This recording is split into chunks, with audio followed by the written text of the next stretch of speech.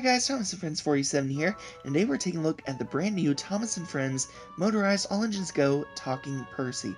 Now the first thing you're going to notice about this packaging is, just like Thomas, the packaging is more different than previous versions. So it doesn't have that plastic cover that goes over and protects the box. And unfortunately, the packaging does suffer for it, because as you can see, mine was very creased at the top. Here's the bottom of the packaging. See the little Thomas barcode there. And then here's the engine out of the box. Now let's take a look at Percy first. So first of all, you're going to see a lot of great detail on Percy. You're going to see dirt and stone detail, what looks like a metal pipe, all of this stuff on his side. One thing that's interesting to note though is to fit all of the components, you'll see that Percy's bunker is actually not hollow space. So it does continue on, and they've just printed that bunker on there, which is a little bit weird because, you know, the original model got that so well, and this is a little bit off from that, but it's alright. You will see too the buffer beam is much shorter than the original, and that's to accommodate all of everything inside, of course with the lamp. Now here's the front of the engine. You'll see the face is absolutely adorable. He does have some dirt smudges on there. I wish he didn't have the dirt. Being a talking engine, I wish it was kind of like plain, but I get it. And you'll see when the button's pressed, his lamp lights up and he says a phrase or makes a sound, and then that lamp goes out, and every time he talks, that lamp comes back on. But we'll hear more phrases at the end of this video. Alright, then here's the other side, and you can actually see, though it is similar, it is varying. So there's a little bit more dust on this side. And here's the back. You'll see this space for the speakers, coal bunker detail there, all of that great detail. Here's the top of the engine. You'll see the dome and, of course, the talking button there. And the bottom of the engine. You'll see those little activation switches there. Alright, so next up, let's take a look at Harold and the flat car. Now, first we're going to take a look at the flat car. I'm going to be honest with you, I don't like this new rolling stock much. Just because it has the exposed wheels, it doesn't look British rolling stock. I don't know, something just looks off about it to me. Basically, it's a flat car. That's all it is. Here's the bottom of the car. Let's take a look at Harold, because this is an interesting model. Now, obviously, this is nowhere near what we've gotten previously. This is based off All Engines Go. You'll see the propeller does spin, and there's some nice details on the side. For the face here, you'll see it's that newer AEG style face, which is interesting. See little cab windows there, which are unpainted, but that's okay. Here's the opposite side, which is exactly the same. Here's the back of the model.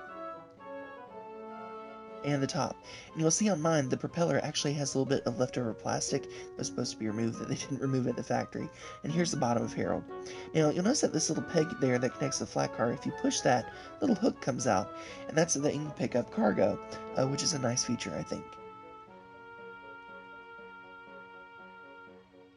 Alright, next is this car with a scrap load on it, with little pipe details. And I actually like this cargo piece. I plan on repainting it and putting it in my scrapyard area on my layout. But basically it's the same flat car that we've gotten before, just with this nice scrap piece on top. Here's the top and the bottom. Now this cargo piece is kind of hard to remove, which I realized when I was trying to use Harold to remove it, because you can use that little hook there and it just lifts it off. There you are. And you can just take and set it down. I will tell you though, it was hard to remove. I had staged it before I did that, because when I did it on camera, it did not work well. But there you go, you can set it back down and pick it up and take it wherever you like. Very nice. Alright, now that we've seen the features that come with this engine, and of course Harold, let's take a look and listen to some of the phrases from this engine. Totally awesome! Hello, best friend! Hi! I love delivering the mail. On my way! If I'm prepared, I won't be scared.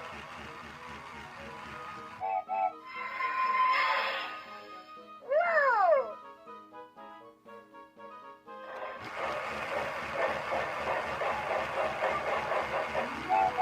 Bye!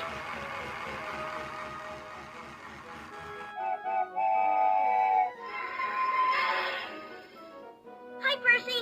Hi, Thomas. On my way. Bye, Percy.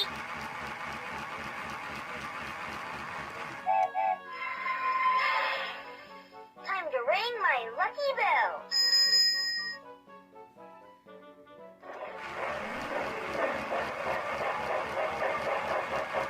Alright, now let's hear how Percy interacts with the other engines from the previous line. Goodbye, James.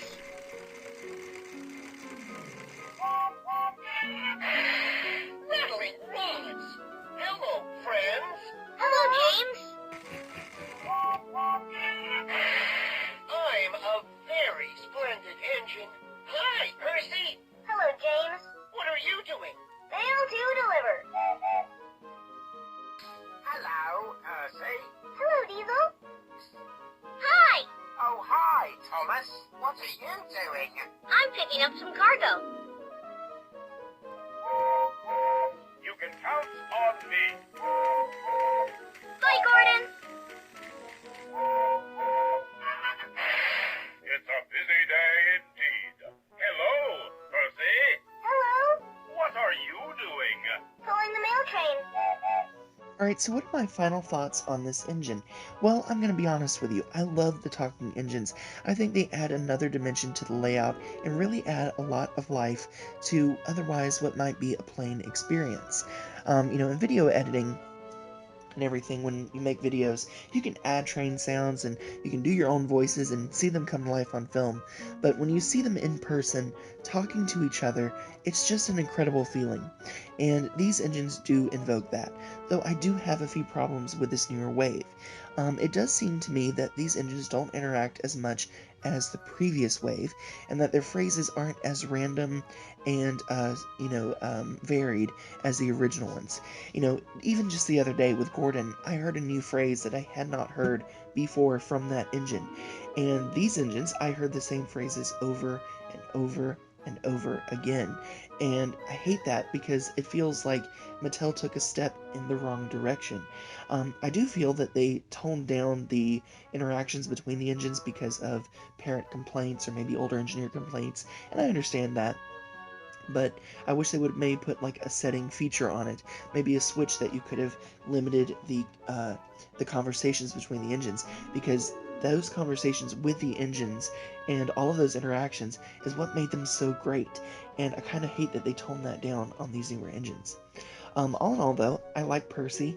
I think he's awesome. Harold is an okay inclusion. The flat cars are kind of plain, but I do like the scrap cargo. But honestly, if you're an All Engines Go fan and you like the motorized range, I highly recommend picking up these talking engines because they're going to add so much life to your layout and just make it a really fun experience. Anyway, that's my thoughts. Let me know what you think in the comments below, and I'll see you all again very soon. Bye for now.